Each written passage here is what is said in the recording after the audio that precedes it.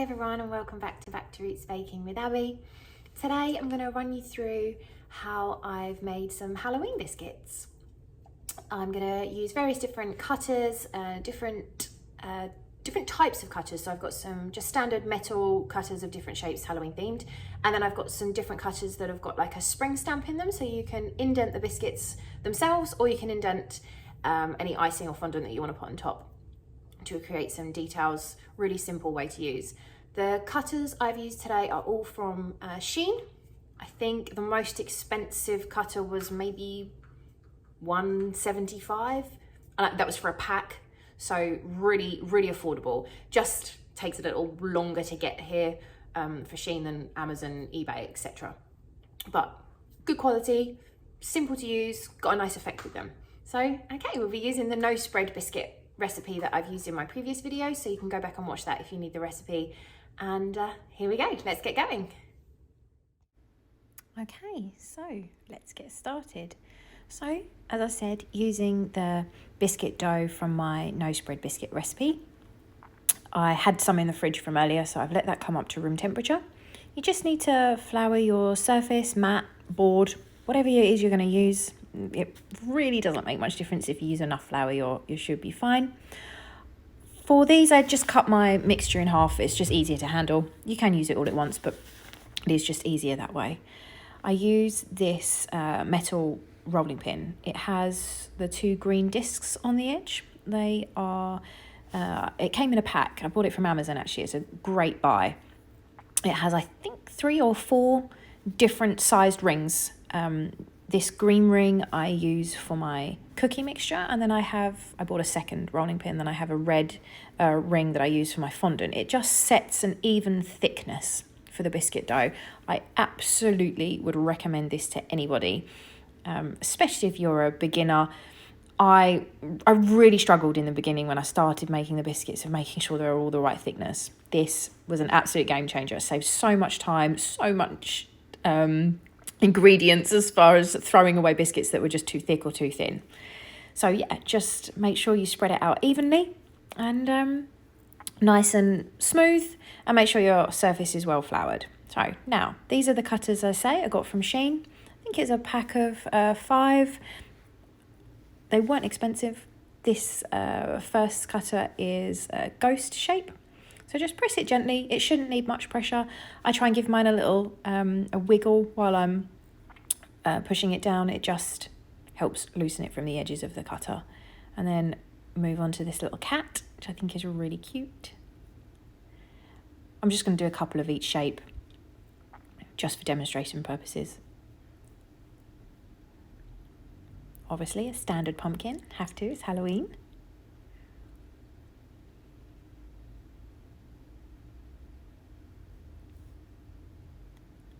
And finally, a bat shape. There is one more cutter there, but I haven't got enough mixture to use the hat shape as well. So once you've stamped out as much as you can with your biscuit dough, just clear away the excess.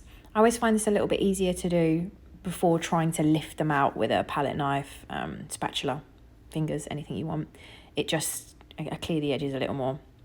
I took one of those ghosts away. I only wanted 2 of each biscuit. Obviously the excess dough I just moved to one side, ready to be reused for the rest of the biscuits. Now I'm using an angled palette knife here. I find it a little bit easier than the flat one when I'm lifting up biscuits or fondant. Just moving them all out of the way.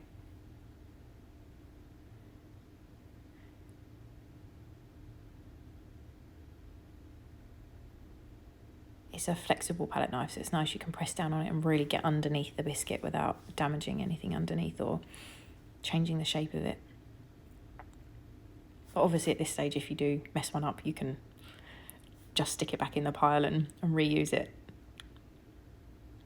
So now just using the excess leftover that I pulled away, same rolling pin, onto the witches' hats. Just a couple of them. And that's it just for the metal cutters. Now we'll move on to these spring cutters. So they're just a small biscuit. I would use these as one of my mini biscuits. So this one is a ghost form. You can see the spring center, and on the inside there is just an indent of what you're going to get. Now, you don't need to push very hard. It's the same with a normal cookie cutter.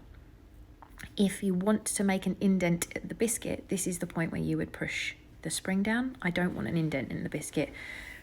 With these smaller cutters, you'll find sometimes that the biscuit dough sticks in. That's where that spring comes in really handy. Just pop it down and it will fall out. So I'll do 2 little ghosts and 2 little pumpkins.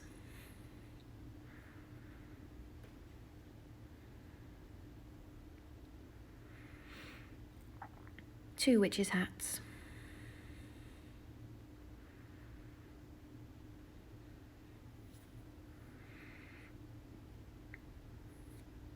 And finally, 2 haunted houses.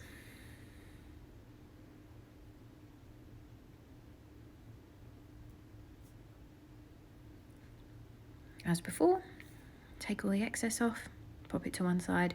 Now, I won't be making any more biscuits, so I shall just wrap that, pop it in the fridge, transfer all my biscuits over to a baking tray, pop them in the oven to cook.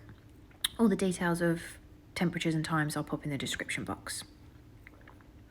While they're baking and cooling, we'll get on to the topping for them. Now, I'm going to use a black fondant here. I'm going to use this for the cat, the bat, the witch's hat, and I think that's it. Yeah, the pumpkin will be orange and the ghost will be white. Now, here I'm using a ready-made, or ready-coloured, should I say, icing. It's a Renshaw, I believe. I'm not a huge fan of it, I've got to be honest. I find it a little bit hard to work with. It's very sticky for some reason. I don't find that with all the Renshaw colours, just this black in particular, I just find very sticky. So I think if you're going to use that black, try and use more corn flour or icing sugar than you would to dust your board. So here you can see I'm using the second rolling pin with the red discs. That's a thinner disc to make sure that the fondant stays even and thin.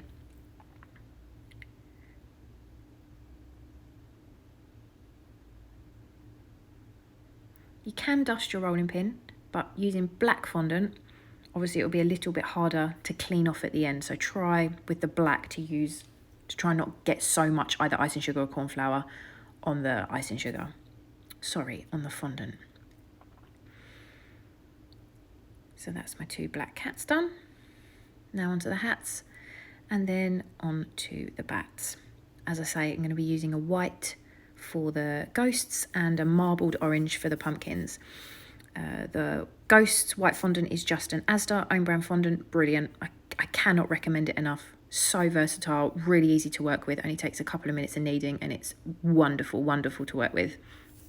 The orange marbled fondant, I use a Dr. Edgar food colouring and just mix it in myself with the Asda own brand white fondant until I've got the colour that I want, really, or the marbled effect. I can do a video on how to marble fondant in, I think I do maybe three different ways to do it. If you'd like to see a video on that, just let me know. So yeah, now using, I think it's the witch's hat now, just pop them out. Push down relatively hard. I give it a little wiggle just to make sure that the indentation really takes. And pop it away using the spring form. Again, another pack from Shein, super easy. Really pleased with these actually, especially the spring form ones. They're really, really easy to use. And here I'll just lift it up so you can see just how much detail you can get from that little cutter.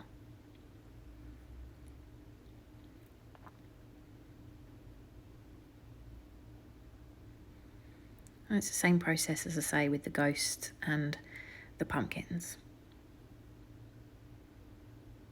So you can see here, I've finished cutting out all of my fondant shapes. My biscuits are cooked and cooled.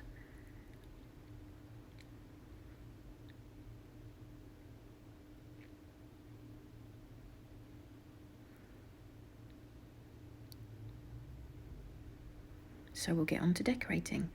what you'll need is a little cup of water. I use 2 brushes. I got both of these brushes from Fondant. A little soft fine tip brush, doesn't need to be any thicker than that, for the water, and I use this flat brush for dusting off any icing sugar or corn flour. So one stays dry, one stays wet.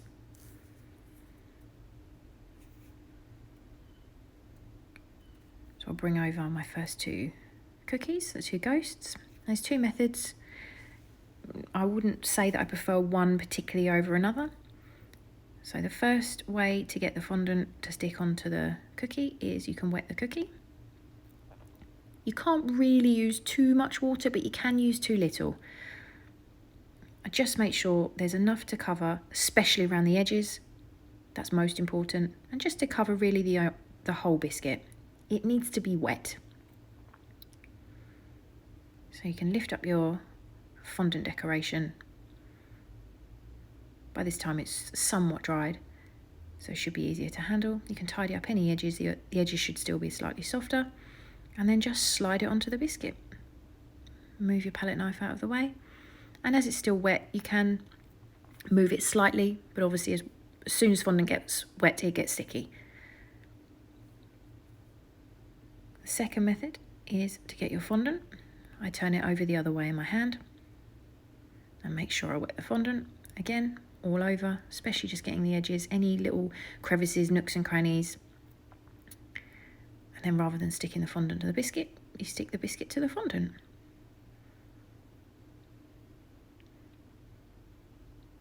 And just shape as you need to. If you've got a little bit hanging over the edge, you can push it round, tidy up the edges, make them flush. And there you go. There's the 2 methods I use. Just water, nothing else. It is as simple as that. If you wanted to stamp anything on them, like Boo or Happy Halloween, you can buy those letter stamping kits, and I would now stamp on the biscuit. There are some biscuits where I stamp on the fondant and then add the fondant, but it does really depend on the shape of the fondant. On those ghosts, I would stamp them on the biscuit, no problem at all.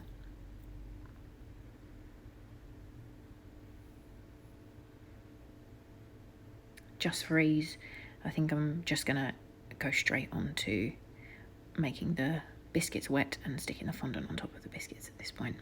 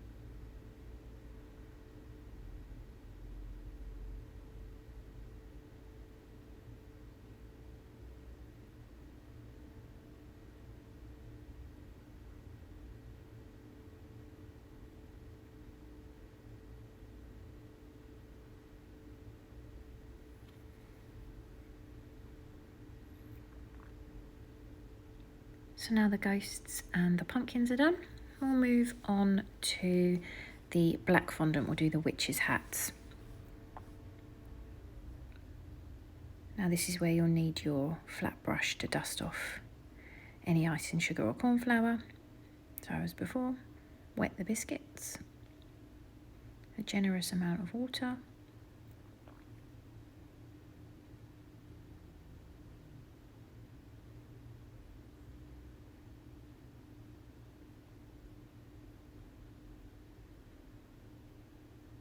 make sure it's exactly in the position that you want it to be. You can run your fingers around the edges, make it really, really flush with the biscuit.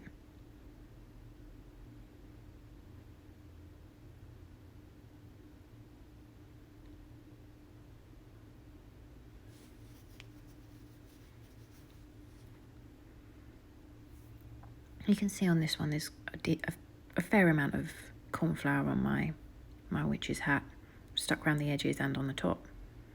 It's not a problem, that will all come off with the brush. You can use your fingers to get the majority of it, and then the finer little bits, if you've got any crevices, like on the smaller biscuits where there's the indentation, sometimes the icing sugar or corn flour will get stuck in there.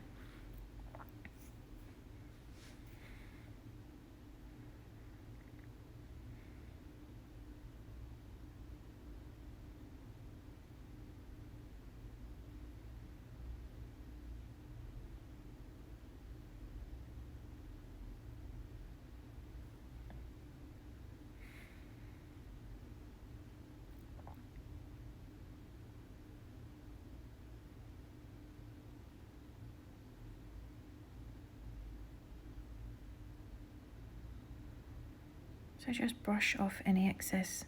With this black fondant, it will show up. It can be a bit stubborn, but just keep working it, it'll go eventually. And brush away from the sides. Go all around the biscuits until you're really happy. You can obviously use the brush on the other colours. It's just, I think, a little bit more important on the black ones, just to make sure it doesn't show up too much.